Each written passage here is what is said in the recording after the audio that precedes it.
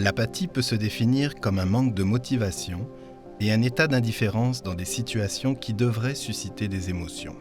Elle peut s'exprimer de différentes façons au quotidien.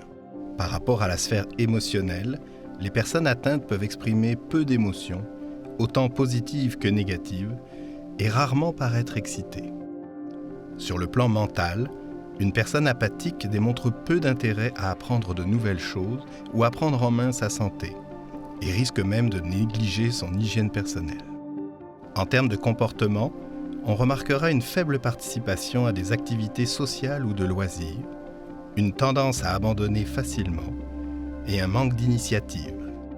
Dans la dystrophie myotonique de type 1 ou DM1, l'apathie toucherait environ une personne sur deux et serait causée par des dérèglements dans le cerveau directement dus à la maladie. Plus la maladie se déclare jeune, plus les chances que la personne souffre d'apathie sont grandes. Le plus souvent, les personnes apathiques ne se plaignent pas de leur manque de motivation et d'initiative, car elles ne s'en rendent même pas compte.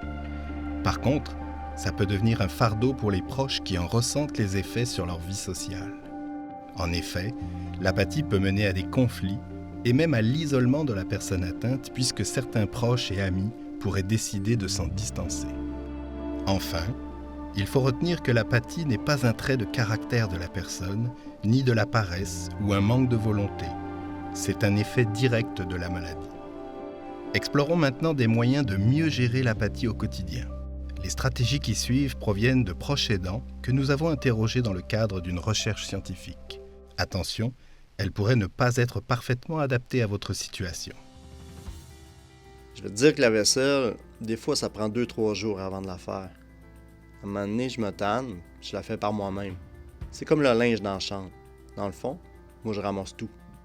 À cause de l'apathie, il est fréquent que les gens vivant avec l'ADM1 participent moins activement aux tâches que les autres membres du foyer, sans que cela soit dû à des problèmes physiques.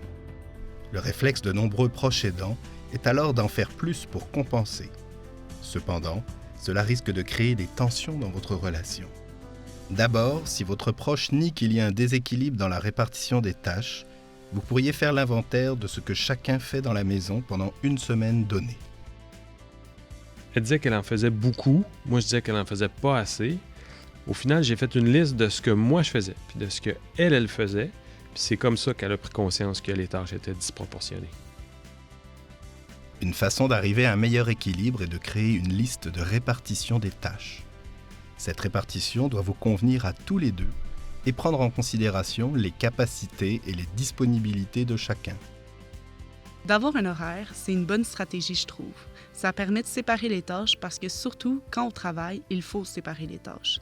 Parce qu'à un moment donné, on a notre trou sur les épaules et s'il ne fait rien quand il est en congé, eh bien, ça devient lourd un peu. Parce que c'est comme si on était seul dans le ménage. Pour des tâches peu motivantes, vous pouvez proposer à votre proche de terminer sur une note positive. C'est d'essayer de trouver un positif à la tâche. Essayer de trouver des trucs pour le motiver, pour faire quelque chose de plaisant ensemble. Par exemple, on va pouvoir aller au cinéma si tu me donnes un petit coup de main pour faire du ménage. De façon générale, la stratégie qui semble la plus aidante est de rappeler les tâches ou activités à faire à des moments opportuns dans la journée, c'est-à-dire lorsque votre proche atteint est disponible et réceptif. Lorsque possible, vous pouvez même l'aider à démarrer l'activité, puis le laisser continuer seul. Au niveau des activités sociales et récréatives, une façon d'aider votre proche à en faire davantage est de l'accompagner à une activité pour laquelle il a un intérêt. Au fur et à mesure qu'il se sent plus à l'aise et qu'il prend l'habitude d'y participer, vous pouvez vous retirer progressivement si vous le souhaitez. Si la personne s'est engagée à participer à des activités, il se peut aussi que ce soit souvent une bataille pour la convaincre d'y participer. Avant d'y aller, des fois, ça ne lui dit plus d'y aller, puis pourtant, ça fait un mois qu'elle attend pour y aller et qu'elle en parle.